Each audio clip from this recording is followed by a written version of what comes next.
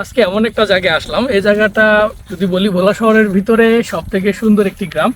আমি এখন যেখানে আছি এটা হচ্ছে বরিশালের ভিতরে, ভোলার ভিতরে না, কিন্তু নদীর ওপার যে জায়গাটা ওটা হচ্ছে ভোলার ভিতরে।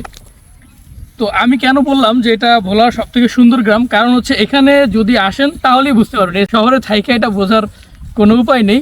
এই জায়গাটা এত সুন্দর, বিশেষ করে আমার ভালো লাগছে যে এটা একটা বিল, বিলের পাশে এরকম ছোট একটি খাল।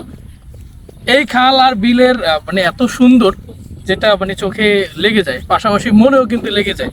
মন থেকে এটা কোনোভাবেই বের হয় না। আমি এখানে একবার আসছি, আজকেও আবার আসছি।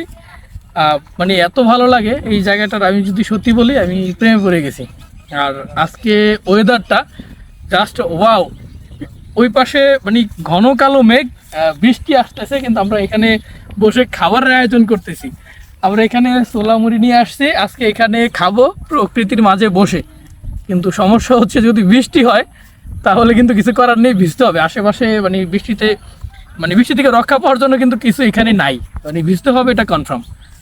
তো দেখেন কি ওয়েদার আমার পিছনে, হয়তো আপনারা ক্যামেরায় ভালো বুঝবেন না, বাট ওয়েদারটা জাস্ট ওয়াও। ঘন কালো মেঘ, বৃষ্টি আসতেছে। সময় সুযোগ পেলে আপনারা অবশ্যই প্রকৃতির সাথে সময় কাটাবেন, ঘুরতে আসবেন, মন ভালো থাকবে।